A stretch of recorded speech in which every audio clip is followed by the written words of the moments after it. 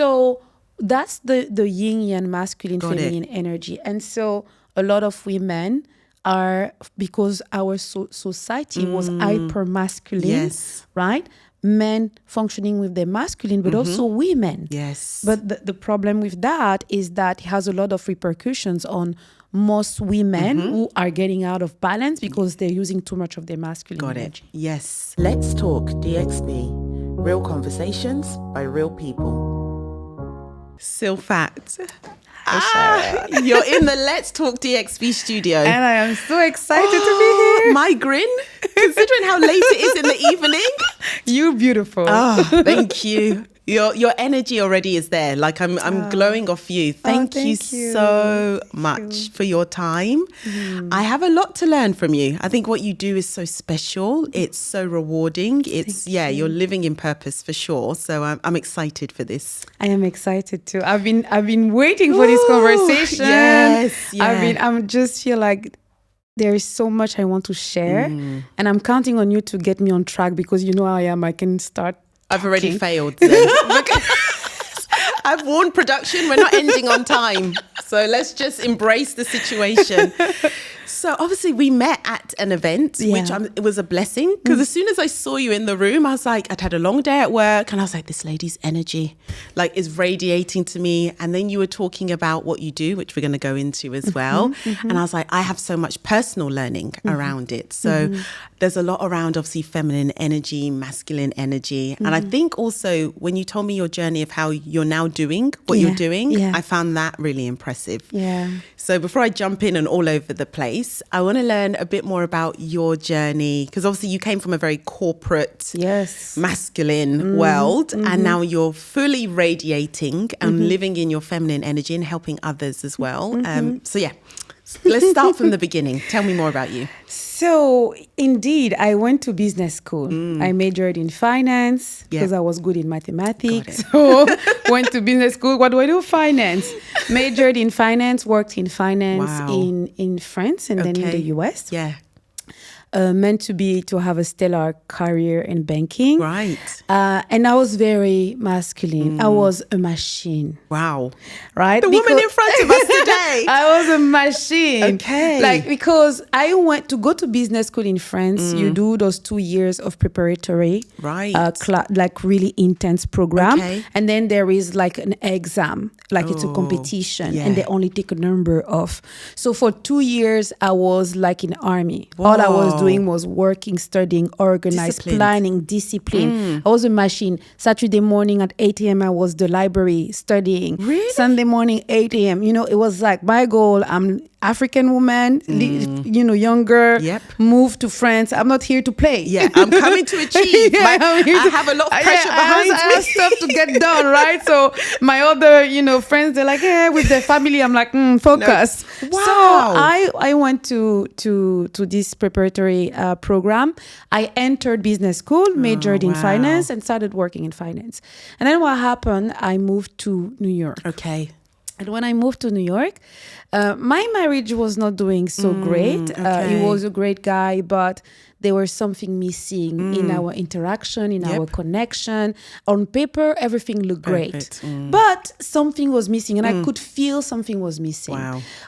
And so one day my boss, which was an amazing woman, I still remember her, Georgina, she was like, girls, I saw this feminine sensual dance class on Oprah.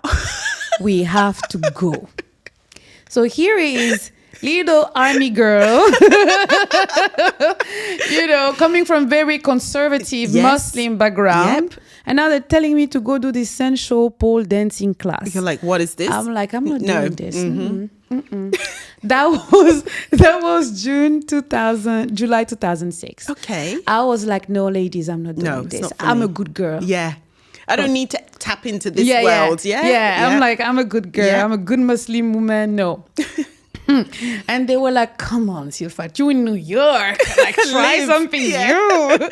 And so for like 2 weeks, it was the excitement because we were all going with few colleagues and all that. Yeah. And then I was like, okay, I'm not going to die just doing one time. Let me try. So I went and I tried it. And so I got into this class, and all my concept of femininity, sensuality, just got really shattered. Right. Because I had in front of me this woman who was walking like, she was not even walking, she was glazing. She was floating. And then she's looking like an angel, and the next minute she's like fierce on the pole, like rolling on the pole. Then she comes and she's laughing, and she's and I was like, so many of my stereotype about being a woman, being sensual, being feminine, like all this was just, I was confused. So they all registered to do the program. I was like, this is too much for me. It was, no. Overwhelming. I was overwhelmed. So I went back home, and thanks God, my boss registered. So I remember class was on Wednesday evening. So every Thursday morning, she would come and she would talk about a class. Wow. And I would be like, you know. Sounds good. I was like, this looks quite amazing. Yeah. And so October 2006 was when I registered. I told myself, I'm just going to do 2 months of this just for try. And I never stopped. Wow. I was a student for 5 years. 5 years? Yes, 2011. I trained to become a teacher. Oh my goodness. And during those 5 years, what happened? I discovered myself. I discovered who I am. I discovered my femininity. I discovered the wisdom of my body. Wow. I discovered that I was not allowing my emotions. I thought I was very connected to my body because I'm an African woman and I can dance. Right? Like, I'm in my body. No, I wasn't. I wasn't in my body. So this was deeply transformational. Wow. And I started realizing that I wanted more with my relationship. Yeah. So a few things happened. I started in 2006, 2007, a year after. I started my styling business. Wow, okay. Because I started feeling like I want to do, because you know, when you learn more and more in your body, it's more and more difficult to lie to yourself. Yes. Yeah. Right? Yeah. So I started being like, okay, I want to do something that I'm excited about. I have the banking job. I'm making good money. Yes. It's good on paper. But I feel like my soul is literally suffocating. You're dying. Yeah. So that was the first transformation for me. Whoa. And I started this. And then in 2009, I quit my banking job. Really? And I went into the personal styling.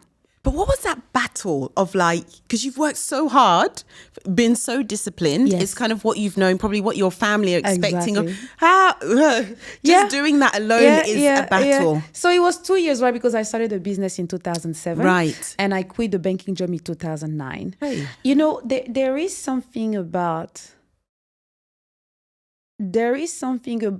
making my life count that I always add. Yeah. You know, I always felt like I need to give it a try. If something is really calling me, I will give it a try. Yeah. And for some reason, I always had this belief in myself that I will, even if it doesn't work, I can come back to my corporate job. That's the security, isn't it? Yeah. And then also, to be honest with you, I always sat with myself. I said, I have African culture. We are very supportive, right, of each other. Correct. So my worst case scenario was this doesn't work out, and while I'm looking for a job, I go to London, sit with my brother. Yeah. It's not the worst case It's not scenario. the worst. Right. Yeah. So I'm privileged in that sense, right? I had a really good backup. Yes. I could sit with my brother in London and find the time to find another job. Worst case scenario. Because then what happened? I got a divorce. So the two big things. What? Yeah, I was married, right? So Yeah. the two big things that happened is in 2009, I quit my banking job and I started a styling.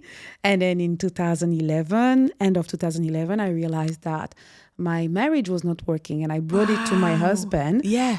And I was, you get married really young. You don't really know yourself. At all. And you do what you think is the right thing to do. Correct. Yeah. And then at one point you feel like I'm lost. Yeah. I'm not happy. Yes. And I'm not even connected to this person.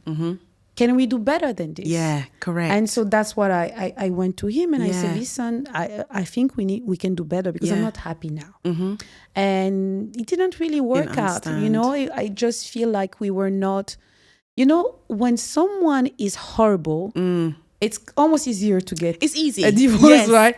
Yeah. But when someone is nice, you kind of get along. It's just that, Correct. maybe you're not so connected, or there's no like a real Drive. drama. Yeah, exactly. Right. And you convince yourself, like, what am I complaining about here? So, but then I was like, it's not working. We've tried for 10 years. It's time to let go. And some people who said, marriage is like this, you have ups and downs. I was like, no, my body at this point was like, done. No. The bravery to do that and to listen to your body, because we'll get into it, but female intuition. And I think only now through my experiences, I wish I tapped into my female intuition and believed it a lot more, because, but actually acting that out where you've already had so much change. Yeah. How? Yeah, so I like to call, and I realized that recently. I think I'm an artist of transformation. Yeah, you must, yeah. Because when I look at, I'm actually, about to launch something, and it's all about evolution. Yeah. And because when I look at my journey since I moved to New York, it has been, I think, every 2 years, a major change in my life. Naturally. I don't know. When I look back now, I realize it. Every 2 years. But 2005, I moved to New York. Whoa. 2006, I started my first job. 2007, I started styling business. 2009, I quit the banking job. 2011, I have a divorce.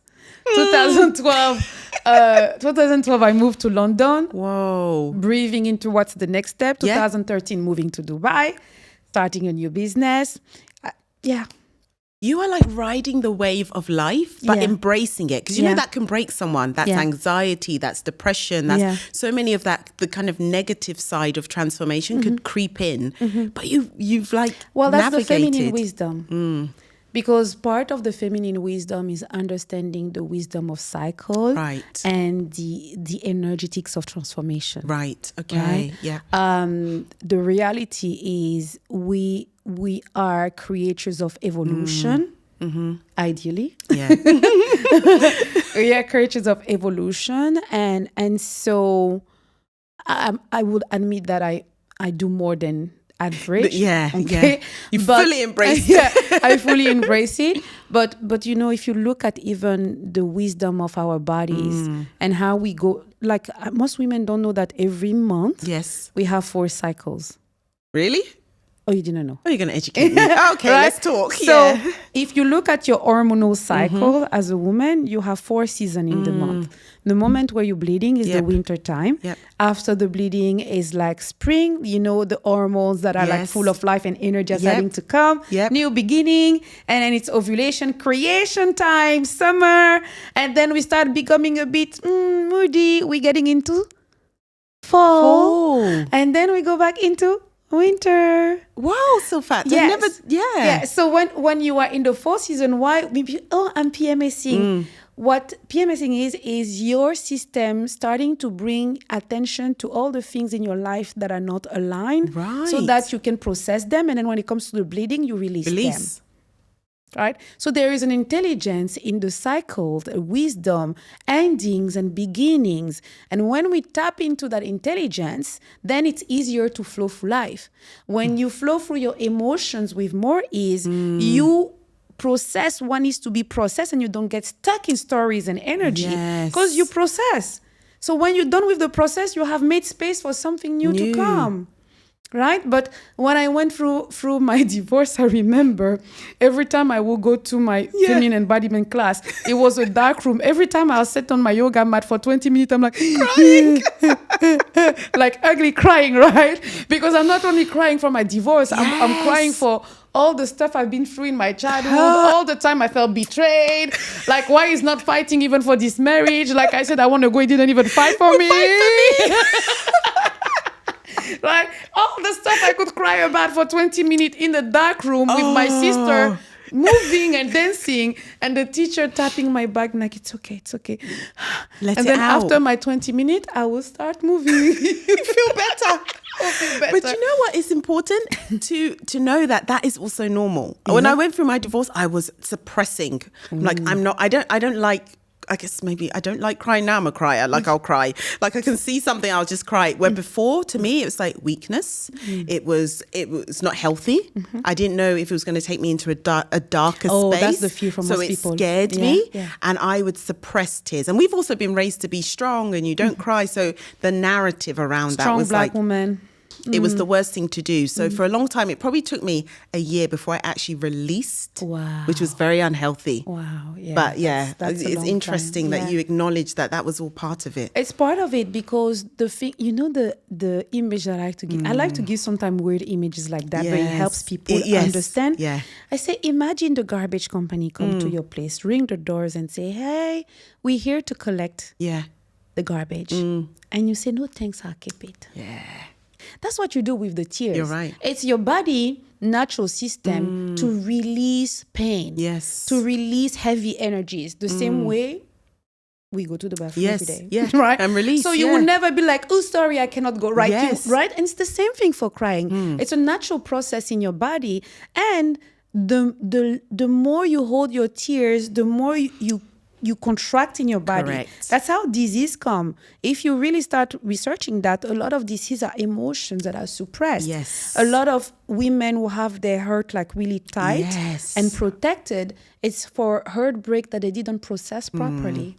Yeah, right? it's so true. So what I feel for me, the reason why I was able to move through those cycles so easily was because being so connected to my body and the feminine wisdom, it's easier for me to process those cycles of ending and then be open for a new beginning. Yes, yeah. And it's important to know that is the cycle of life. Yeah. You can't, sometimes things don't last forever. I think that's so true. I think you're right about the body, because I think after that year, I broke out in stress hives. Like my skin is still healing from a lot of things. Grey hair. Like we've been blessed in my mum's side not to really have grey hair until later stage. I have the most grey hair ever. Like I just saw it in my body, and that's when I was like, no, this can't happen anymore. Exactly. I need to work on this. So it's so important. So we've jumped in, but I think for the past probably year, I've heard a lot about feminine energy, masculine energy. I had no idea what this was. I was living my life. I didn't observe any of it. So for someone that's only quite new to the terminology, let's break down feminine energy versus masculine energy. Well, the thing is, it's a very vast conversation. I will give few examples, but before I do that, they're principles. Right, okay. It's like you think about yin and yang. Okay. Right? They're two primordial forces in the universe, in life, in Mother Nature, within us. Okay. Yin and yang. Yes. Women have yin and yang. Men have yin and yang. Okay. Some organs are more yin. Some organs are more yang. Got it. Right? So it's everywhere, right? So now if we take in the context of us human beings and everyday life, right? All of us, we have a specific balance of yin and yang energy. Okay. That balance is working for us or not working for us. Right. Okay? Yeah. So a typical example would be, I mentioned it before, emotions. Yeah. Right? Emotion is more a yin energy. Reason is more a yang energy. Got it. Masculine, Okay. right? Yep. So decision making, some people might be very emotional. Some people might be very rational. Yes. But there is a wisdom in both. Both. How Okay. do we balance the two? Yeah. Okay. Okay. If we want to talk about yin, I talked before about the wisdom of cycle, right? Yang is more linear. Right. Yeah. Yin is more circular. Okay. So if you look at the school system, it's like you do one level, and then you do one level, and you do one level. So it's a very linear kind of trajectory. Yeah. But life doesn't go like that. Life kind of goes like... And why are we not taught this at a young age? So when I do, coaching with people and they go through something, let's say some people come with different life lessons they need to master. Yeah. So let's say someone who is mastering a life lesson around abundance.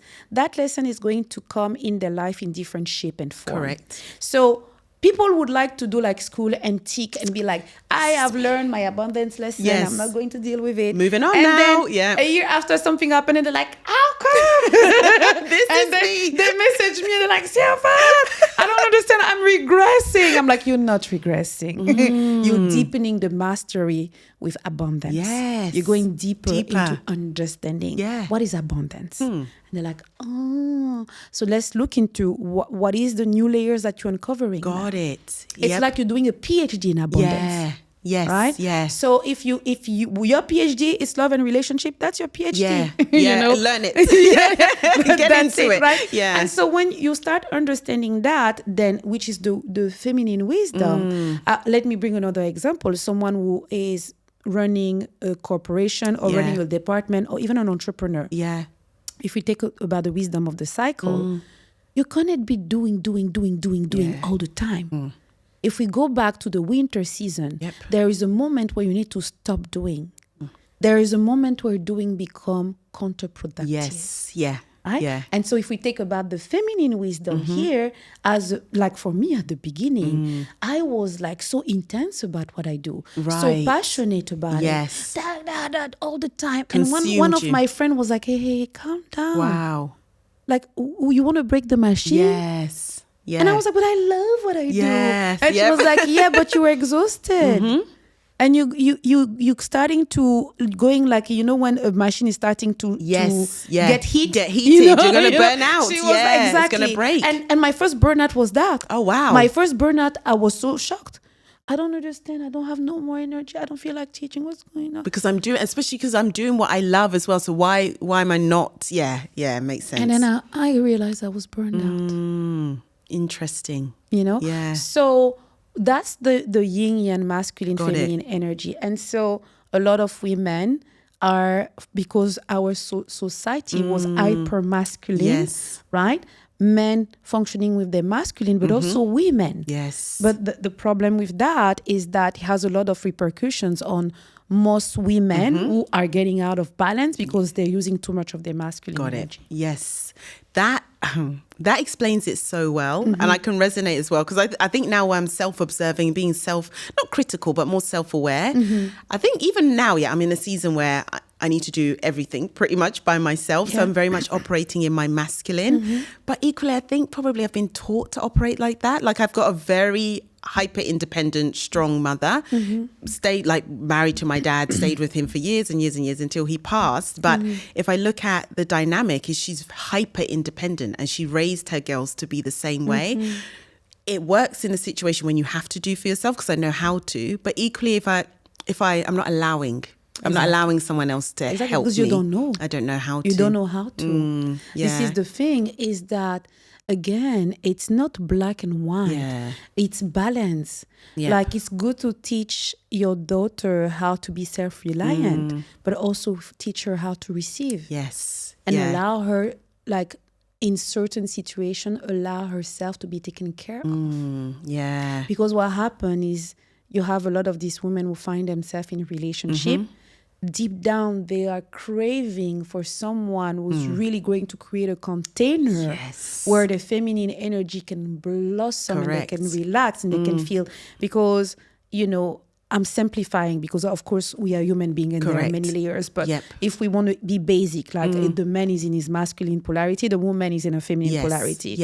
Like a lot of the women actually desire to be with a man where they can really be in their feminine. So I run my business, I am in my masculine. And even running the business, we don't have to do it all in the masculine. We can balance it. That's another conversation. That's something I wanted to touch on, But let's say, you know, you feel, okay, to run my business, I need to be in my masculine. Let's say you say that. At least when you come back in your relationship, you know, acknowledging I want to be more in my feminine and learning how to do that so that you can be also in a beautiful polarity with your partner. Right? So the conversation for most women is getting a true sense of what is their heart desire and truly aligning their energy to their heart desire. Because if you keep saying that you want a man who is in his masculine, healthy, holding space for the feminine energy, but you don't know how to receive, you don't know how to be vulnerable, you don't feel comfortable with surrender, it's going to be a problem. You're either going to attract men who are like you, Yes. so they don't hold a proper container for you, but it's because yourself, you're not comfortable surrendering fully. Correct. Right? Yep. Or you're going to attract men who want to do that for you, but because your energy is not matching it, then They'll disappear. they will disappear. Do you know what I think? Because again, it's very much about self-analyzing. Because I think, well, I'm not speaking for all women, but yeah, there are women that are like, there are no men that are like X out there anymore. And I'm not like, obviously people have had their experiences and their reasons why, but you've taken it to a deeper level to be like, well, why are you not connecting with these types of men that you do want? So what are you doing to block that for yourself? But equally the self-analysis of what you need to work on to attract what you want in terms of your relationship. I think that's so important. Yeah, women like to blame it on men a lot. I was waiting for you to say that. I don't want to be the one to say. I've been working with women for years and I love them. But there is a tendency to blame a little bit men instead of taking responsibility. Okay, yes. Right? Yeah. I've coached a lot of women. Most of the time, and anything is a frequency. Yeah. And everything is an energetic match, right? So if you keep attracting a certain pattern, instead of going to those general statements, men today don't want to commit, ask yourself, what is truly my relationship with commitment? Yeah. Like, and I'll tell you, every time we can figure out why herself, she's afraid of commitment. But it's in the subconscious. Subconscious, yeah. So your conscious mind can be like, after my divorce, I was like, I'm ready for love. Right, yep. I'm a romantic girl. Yeah, I can feel that energy anyway. I love love. I'm ready. I'm ready for the... But then I realized I wasn't. And probably the 3-4 years following my divorce, I wasn't ready for a relationship. How did you realize that though? I realized it afterward. Right, okay. Because on the spot, of course I'm ready. Yeah, of course. And then as I'm going through my journey and I'm going through my healing, as I'm having those different relationships that are sending a mirror back to me, and that, I'm like, okay, if I really want to open myself up to what I truly desire, I need to do some self-awareness and self-analysis and look in the mirror. Yep. And so that's what I did. And so many layers and realization that I had about like how I felt really and what I needed to heal. And that's what I did. Wow. And I'm still doing in different shapes and forms, you know. And so really this whole... One of the main topic I cover, there are 2-3 main topics. One of the main topic I cover when I do the feminine work is relationship. Yeah, it's important. And when we talk about relationship, there is understanding feminine, masculine polarity, and then there is understanding the art of sacred relationship. Okay. Which is basically how to handle projection. Yeah. How to handle trauma. Because when you get with someone, you get with the trauma, the triggers. Yep. And we don't address it, even for ourselves. And we don't not given the tools to address it, right? Yep. So how to deal with trauma, what is healthy communication, what is healthy intimacy. Yes. And all these, relationship is literally a set of skills. You're right. And most people don't get those skills, right? Yeah. So what I teach to people sometimes is those skills. Yeah, yes. And some couples are really struggling.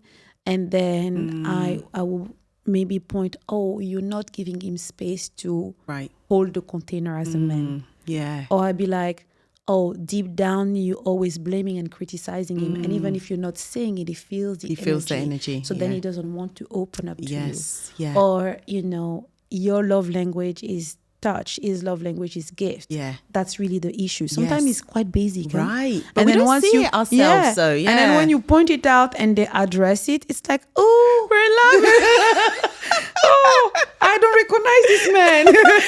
you have helped save too. I have many men blessing me. I think it's so important. I think self-accountability, which I'm very big on now. So instead of pointing the fingers, because we do live in a blame kind of society nowadays, ways it's easier. I always take a step back and check myself first, because then at least I know I've done the work on myself. And then if I really feel like it is that person's fault, then I know I've searched myself and I've criticized in a healthy way what I could have done better, etc. It comes down to always remembering that relationship are a dynamic between two persons and two frequencies. Yes, yeah. And just looking at what is my part in the dynamic. What was my lesson there? Yeah, what for is this sure. person revealing for me? Yep. For me, the issue I have with, I like to work with feminine archetypes. So part of when I do feminine work with women, we talk about the lover/seductress archetype, the queen archetype, the Amazon archetype, which is more like the tigress, kind of badass. You don't want to mess with her kind of energy, Then we talk about the medicine woman archetype. So there are all these archetypes. And I really love the queen archetype because there is a majesty to the queen, right? And the queen is a woman who, she walks in majesty. She's radiant and she's in full sovereignty. Yes. And sovereignty doesn't blame, right? Sovereignty to take full responsibility for the reality she creates. And because she does that, she evolves really fast. Because the problem with blaming and victimhood is that you don't evolve. Yes, because it's always someone else's fault. Correct, yeah. Right? But when you live in sovereignty, your evolution is accelerated. Wow. Because you're like, ooh, what happened here? Yeah. Oof.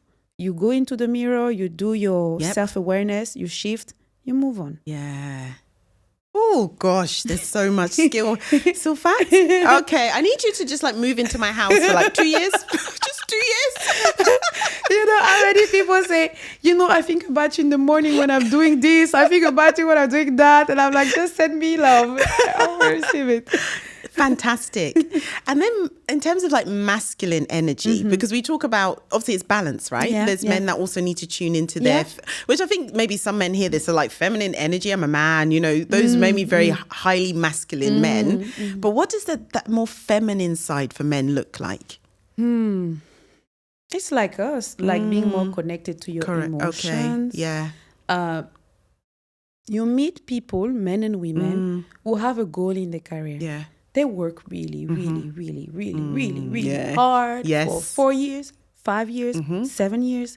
They get to the goal and they feel empty. I hear this a lot. And then they come to me I don't understand. I say, yeah, but did you live during those 5 years? Yeah. Because the masculine is goal-oriented. Yeah. The feminine is experience-oriented. Right. So if you are in the south of France and you're going to Monaco, the man is going to take the map and is going to, the person with more in the masculine energy is going to look at the road that is the fastest. Efficiency, let's get to the goal. The person with the more feminine energy is going to be like, but if we take this road, we're going to be by the sea. And we'll see this. And we'll see this. And there's this little cute village here. Wow. And so the thing about goal is that a lot of time is not about the goal, it's about the experience that leads you to the goal. Whoa. That's why feminine and masculine are so beautiful and complementary. It's always a matter of balance. So, there's one time I remember I went to it was during Christmas. I went to the mall with my brother to do the Christmas shopping. And my brother is so he arrives like, where's the map? Walking. Where's the map? You look at the map, you say, okay, so we need accessories. We have this shop here for accessories. Then here we go for shoes, and then shoes, perfume here. He's making this map, and I'm sitting here. And I was like, oh, so that's how we're going to do it. How am I going to enjoy this shopping trip? I was sitting, I thought we'd go to the mall and we'd be walking around. Stop for coffee, no, get up I didn't again. have time for this. Wow. No. I never been to the mall like that. I never To be fair, even me, I'm not like that. No, I'm like, come on. Even if I have a specific goal, I would walk around. Correct. Oh, maybe let me stop here. Yes. Nah. And so I laugh, and I told him, I was like, well, the full masculine energy here. And he was like, efficiency, it's the holiday, right? We get out, yes. So, it's once you start understanding all that, you kind of appreciate the beauty of it. Yes. And you can understand why sometimes in dynamic or in certain situation, that feminine approach is better. Yes. Like a man, you on vacation with your family, does it really matter if you save like 40 minutes or 30 minutes to get to Monaco. Correct. You know, the whole point of the vacation is to enjoy the experience with your family. Yes. Right. So, you know, this man might be like really good and efficient at work, but in that moment, maybe you might want to relax a little bit. It's true, right? actually. Yeah. So this is really kind of how men, if you're more connected to your emotion, it's easily also to connect with your family. Like in I don't know if you have that, but in Africa we often talk about the very serious African dad. Yes. You know, like they don't show a lot of emotion, they don't show a lot of warmth. Correct. And so there is a little bit of a barrier there in terms of really connecting, right? So even if you know that your dad loves you and that your dad will protect you and will cares for you, there is a little bit of a distance there because the emotion and the heart is not fully opening. And we don't have those warm, fuzzy, you know, emotional connections, right? So it comes down to each person finding their balance, but understanding the gift in each one of the energy, one of the energies. It's interesting as well, because when you talk about, I think, upbringing and how that shapes you as well, because I'm talking about like my mum, who's fantastic and she's a superwoman, but definitely hasn't allowed me to tap into that kind of asking and receiving, because I've always just seen a woman do it, and you know, she's quite strong and opinionated in her approach as well. But then equally the very like typical, if we're talking about our community, our culture, typical African dad who is not soft and, you know, can be quite strict, etc. Because even in my upbringing, I think as I became an adult, like university age, I saw my dad completely differently because he was aging and he was seeing his girls growing. He became so, we used to joke like, he's so emotional, like what's happening to him? Like, but it was, that's the memory I hold on to because I'm like, whoa, we connected on like, which wouldn't be very typical, a friendship level. But it took me becoming a lot older and him becoming older to get there, actually. You know, the reality for men in general, it's not easy. Yeah, right? I agree. You know, think about it. Us as women, we're not even, you know, allowed to express emotion. Yeah.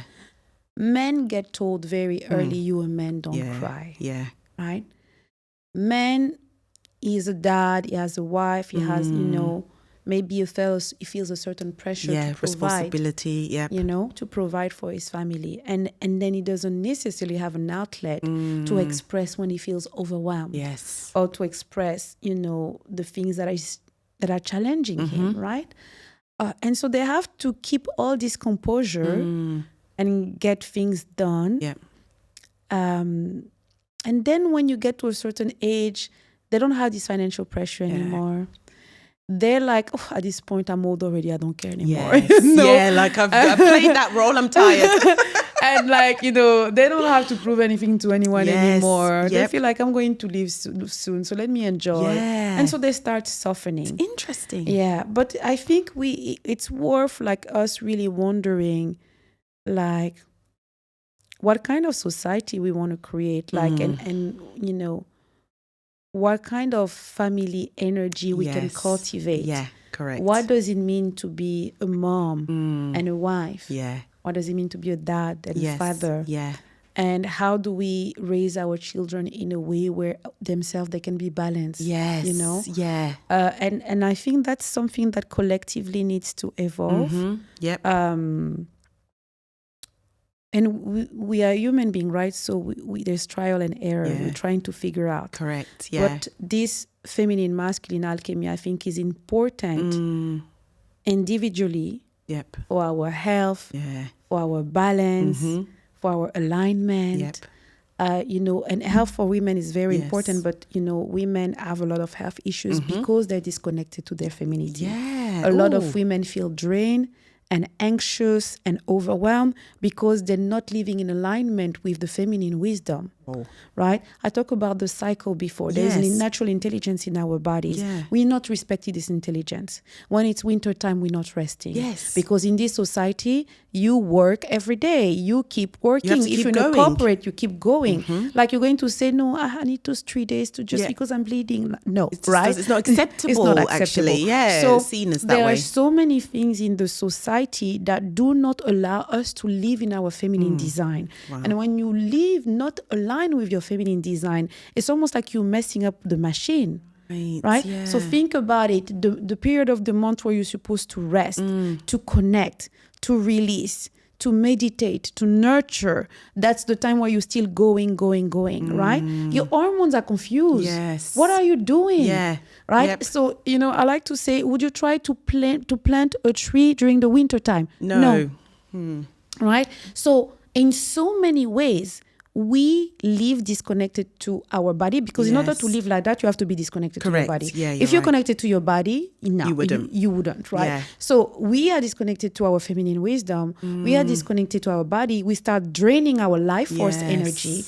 And then we're like, oh my God, why am I feeling so exhausted? I have all no the time. vitality. Oh my God, why am I so anxious? You're so anxious because you have 2 years of emotion that you haven't processed. Wow. And all this is bubbling. Yeah. And as soon as you pause, you feel all this anxiety, which is emotion trying to come to the surface so that you can release it and relax.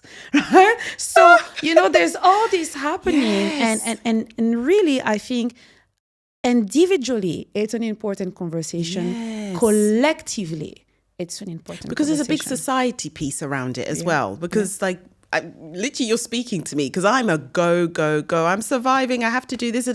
And now that you're saying that, I'm like, whoa, well, that is why you're tired, Sharon. And maybe that's why it feels more overwhelming, because you're not taking time to breathe and accept that it's okay to stop and breathe. Yeah.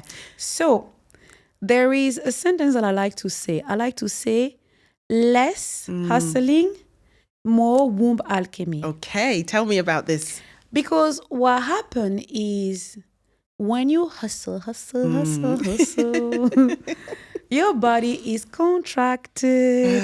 Your energy is contracted. It's not an energy that is magnetic. It's an energy that is repulsive. Right. Whoa. So if you're a female entrepreneur, Yes. or you're single mom, Yep. you're trying to attract more abundance in your life, you don't want your energy field and your body to be contracted. No, okay. You want to be in receiving mode. Yes. Otherwise, things are coming quite close, but they never completely manifest. Right. Right? Because your energy is not a receptive one. Think about it this way. You enter a room. You have a woman who is relaxed and radiant and, sitting. And then you have a woman who looks so contracted. On edge. Which one are you going to go see? Of course, naturally, the one that is the light and Open. Yeah. Open, right? Yeah. So I'm using this image to kind of make a point, helps, right? yeah. But the thing is, energy is either attracting or pushing. Correct. Yeah. Right? So there is balance. Going back to what I said before, there is a time to do. Yeah. And then there is a time to trust, to pray, Yeah. to relax, Yep. and to allow. Yeah.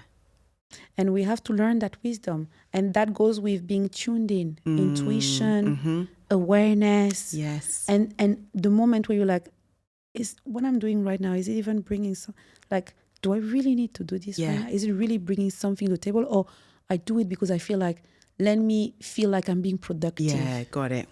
Yeah. Yeah. There is a refinement that needs to happen. Wow. Yeah. Oh my goodness, you've just unpacked years and years of my habits that I shouldn't be doing, because this is, I guess, we're programmed to be, I think it's just, you go, you achieve, you accomplish, and you just keep on going. But it's so important. I want to tap into female intuition, because I think it's something that I've always suppressed. And now looking back, in hindsight, when you go through these storms of life, you're like, oh gosh, that was always in front of me. If I trusted my intuition, this wouldn't have happened. Yes. The power of female, or just intuition, but female intuition as well. Yeah, I didn't realize how powerful, how it is a thing. Because I used to be like, yeah, you're just that's nothing. Look how I sent you the message yesterday or the day before. Yeah. I was just like, Sharon, What? message, I almost cried because I was like, God, I woke up that day feeling so overwhelmed, so anxious. I went into a busy work day. It was even weird because there wasn't really any substance to that. Well, maybe there was, but I didn't tap into it. And then you sent me this message. I was like, oh my gosh, my whole energy just calmed. I was like, Silfath's got me. I'm saved for life. How powerful. Yeah. This is I think one of my craziest intuition story was, I think it was in 2018. I was supposed to fly to New York. Or 2017. Anyway, it was like January. Yeah. I was supposed to fly to New York. And every time I wanted to book my ticket to go to New York, I heard a voice say, go to Lagos. And I'm like, why? How? I'm like, I have all my styling clients in New York waiting for me. I go, I work, no brainer. I meet my community of teacher where I did my teacher training with. And then Lagos, I don't know anyone there. I don't have any clients there. Like, what? Why would it be? Why? Yeah. The problem again when you do more and more embodiment is that you really have a hard time doing something that doesn't feel right. Yes. So it was go to Lagos. I'm like, okay. So I sent a message to a bunch of Nigerian friends I have. Yep. Say, guys, I think I'm going to go to Lagos. Do you have contacts there? Yeah. People I can connect with? Like, they give me a few contacts. I contact few people. Okay. I book a ticket, book a hotel, get to Lagos. I have like 6 people to contact. What?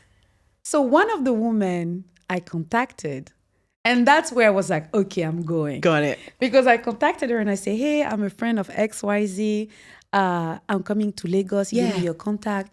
She said, oh, when are you landing? And I said, I'm landing Friday. I think I'm going to come on Friday. Okay, if you're here, we have a wedding on Saturday. You should come. Okay. Have you been to a Nigerian wedding? Hey. I'm like, no. She's like, it's a lot of fun. Yes. And I was like, I'm coming.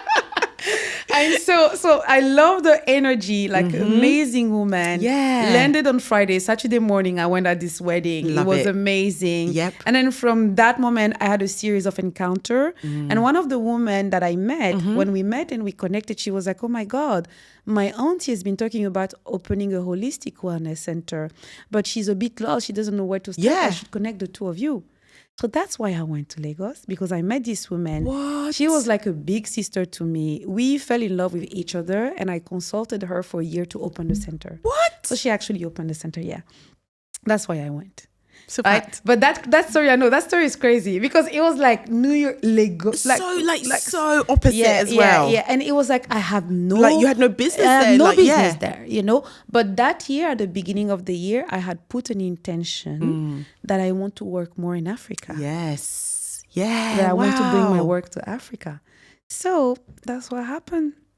Yeah. But it took a high level of trust and surrender to make that trip. I told myself, worst case scenario, I have an amazing vacation in Lagos. And I come back. Best case scenario, there's something really waiting for me there. And that there was. Do you know what I like about your thought process, which probably would help me a bit more, is you always do that worst case. Like when you said, I'm going to quit my job, I can be with my brother in the UK. Oh, yeah, And you tell yourself, it's not the end of like, I won't die. Yeah. Like, I think that helps because it lowers that anxiety and the like, I can't do this because it's a good skill. So there is something that I like to say to my client when they have like these decisions to make. And this is something that I learned for myself. Like everything I literally coach is like my own experience. Which is great. Yeah. It's like, you know, when sometimes we sit there in a dark room and there is this little drawer chest, and that drawer chest is becoming bigger and bigger and bigger and bigger. And then you turn on the light and it's like, oh, it's small. It's too small. Right? And that's the way I look at it. Like, it's like, when you're having those situations where you're like, which decision, you feel an intuition, you feel a call, but then you're like, but what is something about no, okay, what's the worst case scenario? And so I will do that a lot with my clients. I'll be like, what's the worst case scenario? Yeah. And then 80% of the time, the worst case scenario is not that bad. Yeah. There are cases where we're like, contingency plan. but most of the time, it's a no-brainer. It helps as well because I think as well when you have that like deep desire or calling or purpose, and I think a lot of the times, and I talk about this quite a lot in Let's Talk, is I'm finding the community, there's a lot of people that want to fully live in purpose or, you know, go a different direction from what they've been programmed to do for years. And it could be high risk because of responsibility, bills, you know, all of the practical things, but fully being able to tap into that and I think thrive through living in purpose. I think whatever comes out of it is just amazing. That's it. And you know what? That's where we go back to the feminine masculine dance, right? you have a calling that sometimes doesn't really make sense on paper. Yeah. And you're like, okay. And a lot of time I say to people, before wondering about the why, don't kill the dream right away. Yeah. Start playing with it. Got it. Start playing with it. Start nurturing it. Yes. It's like a plant. Yes. Start watering it. Don't worry yet how it's going to happen, but flirt with it. I like right? that. Yeah. And then the more you flirt with it, the more you put energy into it. So you make that energy stronger. Yes. And then you're going to go to this dinner and you're going to meet this person who's going to say, oh, I know this person who has a cake business, if you want to open a cake business, or has a hotel and they're looking for cake people. I don't know what, right? People who make cake. Yeah. And so you allow the idea to grow without trying right away to structure it. Yes. Right? And then there is a moment where you start now thinking about structure and strategy, which is the masculine energy. Yeah. So you nurture the idea first. Yes. Yeah. And then you start structuring and strategizing it. And what I say to my advice for people who really want to step into their purpose, a project that is really calling them, is what I just said. But the second advice I have is prepare a financial transition. Right? Yeah, it's important. There are ways in which you can start the project. Yeah. And then the moment you decide to go full time, you have done the groundwork. Yeah. Yep. And when I talk about groundwork, I'm talking about groundwork like action in reality business, but I talk about energetic groundwork. Ooh, what does that look like? Well, if you have an issue with abundance, you better work on it before you start your own business. If you have an issue with being a leader, you better start with it, like address it before you start your business. Yeah. You have an issue with the unknown. Yep. Entrepreneurship is pure dealing with the unknown. Yep. Feminine energy, certainty masculine, uncertainty unknown feminine. Yes. Right? If you have issues with all that, it might be a good idea to address them instead of finding out or dealing with it when you're trying to run a successful business. Stressful. Because guess what? That's what I did. Yes. Right? Okay. I found out all these layers as I was running my business. That's why now I coach women through those transitions. Yes. Yes. Right? Because I can help them unpack all these stories, shift them around, and then go cruise. Take advantage of my experience. This is why life happens, right? Yeah. And why you are where you are. Yeah. But it's so important because I think people underestimate the transit, not the financial, that's financial obviously is important, but the actual emotional, self-awareness, all of these layers to get you like fully living in purpose. Like I'm not a person that knows how to ask. Even like if I was to run a business, asking someone to pay me for my services, like literally my stomach just churned. I had to deal with it. It's hard. Yeah. So you have to work on self-worth. Wow. Right? And this is the thing. Like everyone knows about mindset. Right? But that's where we are purely into mindset work and subconscious work. Yeah. The reality is entrepreneurship work is a work of evolution, self-evolution. If you decide to be an entrepreneur, that means that you're ready to really grow. Wow. To really look at yourself. Yeah. Because your business is going to be as successful as you are self-aware and taking responsibility and clearing, healing whatever is not allowing you to move to the next level. Yes. Yeah. And I'm telling you that, and I tell that to women because I experience it real time. I have years where I struggle. Because you know what? I went to business school. Yes. I majored in finance. Yeah. I work for KPMG and you're ING around New York. money. You're talking about money. Who would have thought that I had an issue with scarcity? How? What? Then I find myself in Dubai making a crazy move, coming here to teach something that is completely new to the market, which is feminine energy, feminine embodiment. But I'm crazy like that. I'm like, I can do it. And that was pure purpose here. Yeah. But after a while, I ran out of savings. Hey. And my business was not making enough money. And it was not because I was within the 2 years. It's because I was coming across a lot of stories around scarcity. Wow. Yeah. Because my mom raised 5 children alone. So money was not You know, they were money conversation. Like, how are we going to pay your scholarship this year? You're hearing that. You're seeing it. No. Like, I know my scholarship is delayed. We haven't paid. Wow. Right? So scarcity is in your field, but you're not aware of it. All those experience that you have in your childhood, you're not aware of it because what? You went to business school, you had a value that was set by a market. Okay? Now when you're an entrepreneur, you have to set your value and hold it and feel worthy of it. Yes. If you have issues with abundance, it will show up. Silfath? Oh my goodness.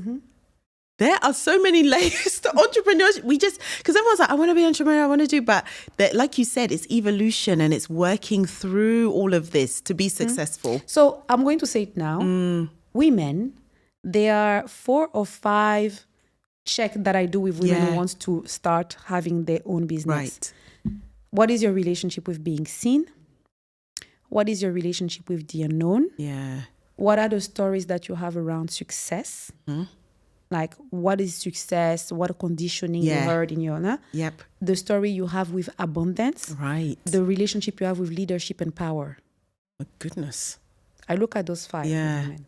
Yep. And if we have issue with one of those 5, we address them. Right. Otherwise, that's like, I've been doing this for 15 years now, right? It's 15 years of my own experience in coaching people. Yeah. Those 5s always show up. Yes. Yeah. I can imagine. Yeah. Right? And it hits you when you're like, why is this a problem? Yeah. And like, let's talk about scarcity and women. We live in a society where the feminine is not valued. We live in a society where women are not paid the same way as men. So it's ingrained in the collective that the feminine is worthless. So women specifically has to a lot work on worth and abundance. Yes. Right? Yeah. So that's being seen. Yeah. Well, it's not always safe for women to shine fully the light. They might be judged. They might be criticized. Yep. According to their culture, their religion, they shouldn't act this way and this way and this way. They heard that when they were children. So there is a trauma around being seen. Right? So, yeah. I'm just like, oh my. You see how I'm getting excited about the whole thing. So yeah, so the whole thing about feminine work, that's why when you say, so what is feminine work? I was like, oh, where do I start? Now I get it, because it's not that straightforward to like, There are many layers. So they are part of the conversations that are yin yang energy. Yeah. They are part of the conversation that is understanding specifically your feminine body and your feminine wisdom. Yes. They are part of the conversation that are the core feminine wounds. Yes. That because of the society and the way we've been collectively conditioned, there are core wounds that are there and that collectively women need to heal so that we can step to full radiance. So that's... I said to production, we have to be here till midnight because there's just so much wisdom in this conversation, from like just personal healing to business to success. Yeah. Okay. Relationships. So you're going to launch something around evolution. Tell me more about this launch. Tell us what this looks like. Yeah. So basically,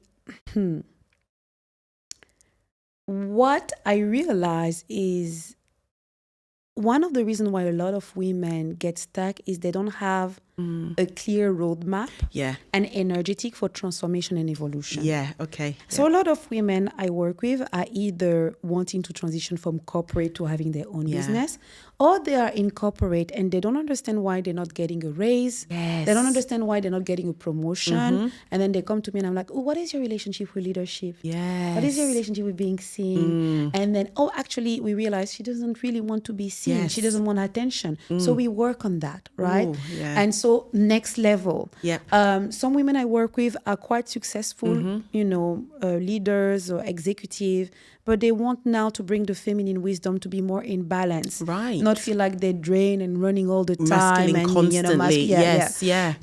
And so the main thing for me is the energetic of evolution using the feminine wisdom. How do we create next levels? Yes. Next level purpose. Yep. Next level abundance. Next level pleasure. Yes. Yeah. Next level relationship.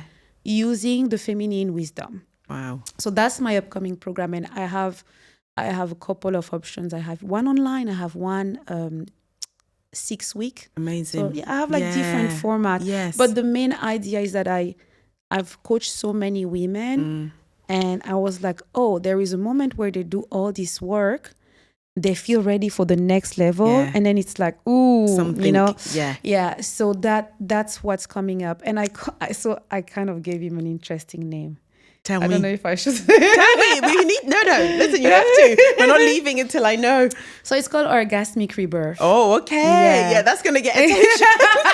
It's orgasmic rebirth because the main idea here is, you know, when I started doing this work, I was like, we need more poetry. Yeah. We need more ease. We need more pleasure. Yes. We need to change paradigm. Because when you bring the sweetness of the feminine, all this has so much more ease and joy. Yeah. Right? And so like when people come to me and say, oh, it's going to be a journey. Like already this whole belief that it's going to be such a struggle and hard. It's going to take so long. Yep. And I'm like, it doesn't have to. So I chose this word purposely to shock a little bit how people think, because the main idea and what I've seen with all the women I work is that those transformations are so beautiful and they happen with so much grace. And I want to change the mindset around it. Yeah. Right? If you believe it's going to be hard, it's going to be hard. If you believe it. And you know why I call it orgasmic rebirth? Because I've always been fascinated about birth. Yeah. And how, you know, there's this whole tension around birthing and pushing. The pain. And, you know? And the reality is that the essence of a woman's capacity to create is connected to a womb. So if in your subconscious you have assimilated creation with suffering and pushing, your cycles of creation in life are going to be with suffering and pushing. So that's why I call it orgasmic rebirth.